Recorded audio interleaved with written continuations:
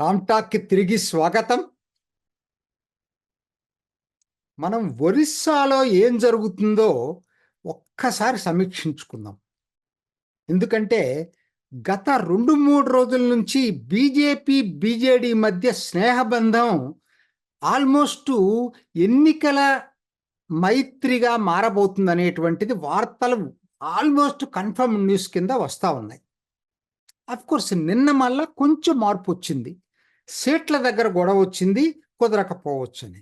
సీట్ల దగ్గరే గొడవ వస్తే కుదరకపోవటం ఉండదు ఎప్పుడు కూడా. ఏదో విధంగా కాంప్రమైజ్ అవుతారు. చాలా వాళ్ళు ఆ స్థాయిలో ఉన్న రాజకీయ నాయకులకి అది పెద్ద సమస్య కాదు. అసలు కలిసి పోటీ చేయాలనే ఆలోచన అనేది అసలు ఏ మేరకు కరెక్ట్? అసలు ఏంటి వివరాలు చూద్దాం. ఒక్కసారి వీళ్ళ వీళ్ళ వీళ్ళ వివరాలు చూసినట్టయితే ఈ ఈ బిజు జనతాదళ్ అనేది ఎప్పుడొచ్చిందండి? 1997లో జనతాదళ్‌లో నుంచి చీలి ప్రాంతీయ పార్టీగా ఏర్పడింది బిజు జనతాదళ్. బిజు బిజు బిజు పట్నాయక్, నవీన్ పట్నాయక్ నాన్న పేరు మీద ఏర్పడినటువంటి పార్టీ. ఆయన కవరింగ్ పర్సనాలిటీ బిజు పట్నాయక్.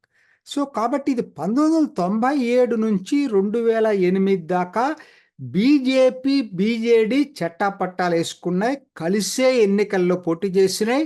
ఒక సంఘటనగానే ఉన్నాయి. అయితే 2008లో ఒక సంఘటన జరిగింది. ఏందంటే ఆదివాసీల్ని క్రిస్టియన్ మిషనరీసు పనిగట్టుకొని హిందువుల నుంచి మారుస్తున్నారనే దీంతోటి విశ్వ హిందూ పరిషత్ తీసుకున్నటువంటి ఆందోళన అది హింసాత్మకంగా మారి చాలామంది చనిపోయారు. ఆ తర్వాత 2000 దాన్ని ఆసరా చేసుకొని, కానీ నేననుకోవటం అది కాదు కారణం. స్వతంత్రంగా ఎదగాలనేది బిజు జనతాదళ్ నిర్ణయం తీసుకుంది. సో, 2009 అసెంబ్లీ ఎన్నికలకి ఆ కారణం పేరుతోటి బీజేపీ తోటి తెగతెంపులు చేసుకుంది. బీజేడీ తెగతెంపులు చేసుకుంది. బీజేపీ చేసుకోవాలి. అది మర్చిపోవద్దు మీరు. 2009 నుంచి 2023 వరకు, 24 వరకు, ఇప్పటి వరకు 15 సంవత్సరాలు ప్రత్యేకంగానే పోటీ చేసింది. ఒడిస్సాలో వాళ్ళకి వ్యతిరేకంగా బలపడింది ఎవరనంటే బీజేపీ. ఇది కూడా మనం మర్చిపోవద్దు. ఎందుకనంటే ఇది ఒకవైపు ఇది ఉన్నా కూడా ఒక స్పెషల్ ఫీచర్ ఏంటంటే ఒడిస్సా తోటి, బీజేడీ తోటి నవీన్ పట్నాయక్ ఎప్పుడూ కూడా మీరు చూసుకోండి వివాదాల్లోకి వెళ్ళే వ్యక్తి కాదు. ముఖ్యంగా మోడీ అధికారంలోకి వచ్చిన తర్వాత 2014 తర్వాత మోడీకి, నవీన్ పట్నాయక్ మధ్య మైత్రి బంధం బాగా బలపడింది. వ్యక్తిగతంగా ఒకరంటే ఒకరికి చాలా ఇష్టపడతారు. ఏదైనా పని కావాలంటే మోడీ నవీన్ పట్నాయక్ ఫోన్ చేసి చెప్తాడు. నవీన్ పట్నాయక్ కూడా అట్లానే మోడీకి ఫోన్ చేస్తే అర్జెంటుగా పనులు అయిపోతాయి. సో, కాబట్టి అంత బంధం ఏర్పడింది. అంతవరకు ఓకే, తప్పులేదు దానికి. ఎందుకంటే వీళ్ళు బేసికల్లీ యాంటీ కాంగ్రెస్ పార్టీ. ఏది బిజు జనతాదళ్. సో, కాబట్టి దాంట్లో తప్పులేదు. ఇటీవల ఏం జరిగింది, మొన్న రాజ్యసభ ఎన్నికల్లో కూడా అశ్విని వైష్ణవ్‌కి రెండోసారి, ఎందుకంటే బీజేపీకి తనంతట తాను అంత సంఖ్యాబలం లేకపోయినా కూడా బీజేడీ మద్దతిచ్చి అశ్విని వైష్ణవ్‌ని రాజ్యసభకు పంపించింది. అప్పుడే కొంత సస్పెషన్ వచ్చింది చాలామందికి. ఎందుకనంటే ఏంటి ఈసారి బీజేపీ కాదిది. నవీన్ పట్నాయక్ వైపు నుంచే బీజేపీ, బీజేడీ కలిసి పోటీ చేయాలనేటువంటి ప్రపోజల్స్ ముందుకొచ్చినాయి. చాలా ముఖ్యం ఇది. అటువైపు నుంచి చొరవ బీజేడీ నుంచి వచ్చింది. బిజు జనతాదళ్ నుంచి. ఎందుకొచ్చింది? కారణం మనకందరికి అర్థమైపోతా ఉంటది. నవీన్ పట్నాయక్ బాగా ఓల్డేజ్ వచ్చేసింది. ఓల్డేజ్‌లో అందరూ అట్లా ఉండకపోవచ్చేమో, ఆయనకేదో హెల్త్ ప్రాబ్లమ్స్ వచ్చినాయి. ఆయన సరిగ్గా మూవ్‌మెంట్స్ కూడా సరిగ్గా ఉండట్లేదు. తర్వాత ఆయనకి చాలా ఇన్ని సార్లు నుంచి అధికారంలో ఉండటంతోటి యాంటీ ఇన్కంబెన్సీ ఫ్యాక్టర్ ఉంది. అది మనం మర్చిపోవద్దు. ఇప్పుడు ఆయన ఉద్దేశ్యం ఏంటి? ఆయన యాంగిల్‌లో నుంచి బీజేపీ తోటి మళ్ళా కలుసుకున్నా కూడా ఆయనకి పోయేదేం లేదు. రిస్క్ లేకుండా అధికారంలోకి రావచ్చు. రిస్క్ లేకుండా. అది మర్చిపోవద్దు. కాకపోయినా వచ్చే అవకాశం ఉందేమో. కానీ రిస్క్ లేకుండా వచ్చే అవకాశం ఉంది. అది ఆయన ఫార్ములా కూడా ఒకనాటి తమిళనాడు ఫార్ములాని ఇప్పుడు అప్లై చేస్తున్నారు. తమిళనాడు ఫార్ములా మీకు ఐడియా ఉంది కదా! ఎంజి రామచంద్రన్ టైంలోనో, మరి ఆ డీఎంకే, అన్నాడీఎంకే ఇద్దరు పాటించినవి ఇవి. లోక్సభకి కేంద్రంలో అధికారంలో ఉన్న పార్టీకి ఎక్కువ స్థానాలు ఇచ్చేసేసి అసెంబ్లీకి వాళ్ళు ఎక్కువ పోటీ చేసేవాళ్ళు. ఇది ఈ తమిళనాడు ఫార్ములాని అక్కడ ఆల్మోస్ట్ ఒప్పందం అయిందని అన్నారు.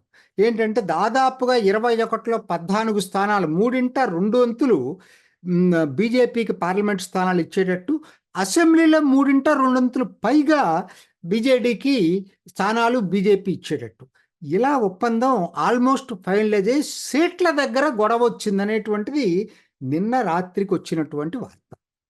ఇది ఎలా మారుతుందో నాకు తెలియదు కానీ ఇది ఏ మేరకు అది మంచి పరిణామమా అనే కాదా అనేది ఒక్కసారి దాని గురించి మనం చర్చించుకుందాం. ఇప్పుడు అది ఏం జరుగుతుంది అనేది మన చేతులు, నా వీడియో వచ్చేటప్పటికే దాని గురించి ఫలితం రావచ్చు. అది కాకపోతే ఏంటి దాంట్లో ఉన్నటువంటి సాధక బాధకాలు ఏంటో చర్చించుకుందాం. తక్షణం జరగబోయేది ఏంటంటే ఈసారి ఎన్నికల్లో వన్ సైడ్ ఎలక్షన్ అయిపోతుంది. బీజేపీ బీజేడీ కలిస్తే అసలు కాంగ్రెస్ నామరూపాలు అసలు ఇప్పటికే లేదు. 13 ఓటింగ్ పర్సెంటేజ్ ఉన్న పార్టీ అసలు ఇలా పోటీయే కాదు. అంటే వన్ సైడ్ ఎలక్షన్ 80% పైన ఓట్లు పోల్ అవుతాయండి ఇద్దరికి కలిపి. సో కాబట్టి వన్ సైడ్ కాక ఇంకేముంటుంది. కాబట్టి షార్ట్ టర్మ్లో బాగానే ఉంటుంది. బీజేపీకి కావలసిన పార్లమెంట్ సీట్లు వస్తాయి, బీజేడీకి కావలసిన అసెంబ్లీ స్థానాలు వస్తాయి. కానీ లాంగ్ రన్లో జరగబోయేది ఏంటి?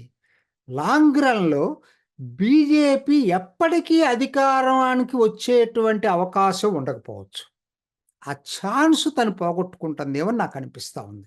ఎందుకు అనాల్సి వస్తుంది ఆ మాట? ఒక్కసారి గణాంకాలు చూడండి సార్, నేను చెప్తాను గణాంకాలు. 2019లో బీజేడీకి 12 పార్లమెంటు స్థానాలు వస్తే ఓటింగ్ శాతం 42.8 వచ్చింది. అదే బీజేపీకి 8 పార్లమెంటు స్థానాలు వస్తే ఓటింగ్ శాతం 38.4 వచ్చింది. ఎలా మారింది? 2014లో బీజేడీకి 20 స్థానాలు, బీజేపీకి ఒకే ఒక్క స్థానం.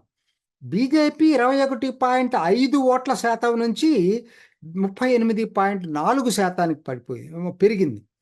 బీజేడీ పెద్ద తగ్గలేదు. 44.1 నుంచి 42.8 తగ్గింది 2014 నుంచి 19కి. బీజేపీ చాలా ఆల్మోస్ట్ డబుల్ అయింది.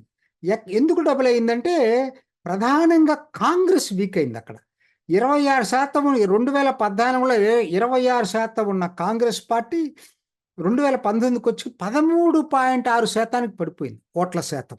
ఇదండి. ఇప్పుడు మీరు చెప్పండి, మరి ఇవాళ ఆల్మోస్ట్ తేడా, పోయిన ఎన్నికల్లో ఎంత తేడా ఉంది? లోక్సభలో 4% తేడా ఉంది. కానీ ఇప్పుడు జరిగేటువంటిది ఏమైపోతుంది? ఇద్దరు కలిసి పోటీ చేస్తే 13.6 చనిపోయినటువంటి కాంగ్రెస్ తిరిగి బతికే అవకాశం ఉందా లేదా? ఎందుకంటే అందరూ కూడా ఎప్పుడు కూడా 1+1 2 కాదు కదా. వ్యతిరేకించే వాళ్ళు ఉంటారు. నవీన్ పట్నాయక్ని వ్యతిరేకించే వాళ్ళు ఉంటారు, బీజేపీని వ్యతిరేకించే వాళ్ళు ఉంటారు. వాళ్ళందరూ ఎక్కడికి పోతారు? కాంగ్రెస్ వైపు వెళ్తారు. సో కాబట్టి ఏమైపోతుంది? ఇప్పుడు చనిపోయిన కాంగ్రెస్ని బతికించిన వాళ్ళు అవుతారు. ఒకటి, బీజేపీ లైఫ్ లాంగ్ అధికారంలో కోల్పోయే అవకాశం ఉంది. రెండోది, ఎందుకంటే బీజేడీకి తోక పార్టీగా మిగిలే అవకాశం ఉంది. రెండోది, చనిపోయిన కాంగ్రెస్కి తిరిగి లైఫ్ ఇచ్చే అవకాశం ఉంది. మీరు ఒక్కసారి ప్రస్తుతం సమాంతర రాజకీయాల్లో కేరళని, పంజాబ్ని చూడండి. ఇద్దరు ఇండి కూటమిలో ఉన్నారు. కేరళలో మరి కాంగ్రెస్ యూడిఎఫ్కి నాయకత్వం వహిస్తుంది, సిపిఎం ఎల్డిఎఫ్కి నాయకత్వం వహిస్తుంది. మరి వాళ్ళు బెంగాల్లో ఒప్పందం కుదుర్చుకోవచ్చు, త్రిపురలో ఒప్పందం కుదుర్చుకోవచ్చు. కేరళలో మాత్రం పోటీ చేస్తారు ఎప్పుడు కూడా.